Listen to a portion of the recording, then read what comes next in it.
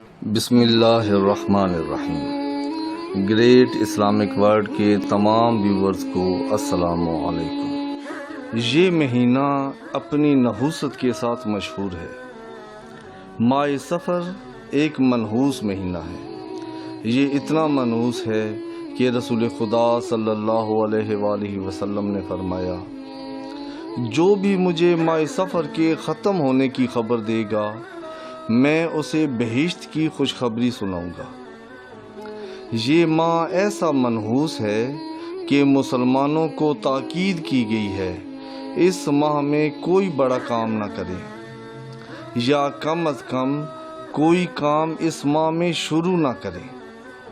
مثلا گھر بنانا، بچوں کی شادی کرنا وغیرہ یہ وہ کام ہیں جو عموماً انسان 7 ایام یعنی نیک دنوں کو دیکھ کر شروع کرتا ہے، اور تاکید یہ کی گئی ہے کہ اس مہینے میں یہ کام شروع نہ کریں، کیونکہ یہ پورا مہینہ ہی منحوس مہینہ ہے۔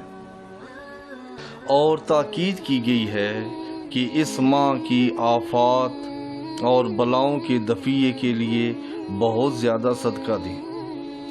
اس ماہ کے منحوس ہونے کی دلیلوں میں سے ایک دلیل رحلت پیغمبر اعظم حضرت محمد مصطفیٰ صلی اللہ علیہ وآلہ وسلم ہے، اور شہادت امام رضا علیہ السلام اور شہادت امام حسن مجتبیٰ علیہ السلام ہے۔ ماہ صفر کی نحوست سے بچنے کے لیے ائمہ معصومین نے کچھ اعمال ذکر کیے ہیں۔ جب ماہ صفر کے چاند کو دیکھیں، یعنی شب اول ماہ صفر، کم از کم 3 مرتبہ اللہ اکبر پڑھیں اور 3 مرتبہ پڑھیں لا الہ الا اللہ۔ پھر اس کے بعد یہ پڑھیں الحمدللہ الذی اذھب شہرا کذا وجاء بشہر کذا۔ انشاءاللہ خدا آپ کو اس ماہ کی ہر مصیبت اور ہر تکلیف سے بچائے گا۔ اس رات یعنی شب اول ماہ صفر 7 مرتبہ سورہ حمد پڑھیں۔ شب اول ماہ 2 رکعت نماز پڑھیں، جس کی ہر رکعت میں سورہ حمد کے بعد سورہ انعام پڑھیں۔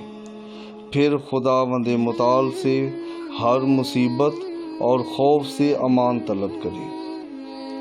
پہلی صفر کے دن 2 رکعت نماز ادا کریں، جس کی پہلی رکعت میں سورہ حمد کے بعد 30 مرتبہ سورہ توحید اور دوسری رکعت میں سورہ حمد کے بعد 30 مرتبہ سورہ قدر پڑھیں۔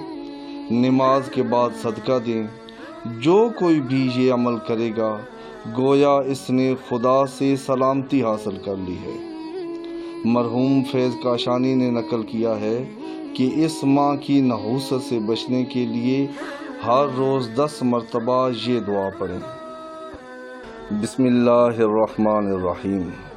یا شدید القوا و یا شدید المحال، یا عزیز یا عزیز یا عزیز، ذلت بعظمتک جمیع خلقک فاکفنی شر خلقک، یا محسن یا مجمل یا منعم یا مفضل، یا لا الہ الا انت سبحانک انی کنت من الظالمین، فاستجبنا لہ ونجیناہ من الغم وکذالک ننجی المؤمنین۔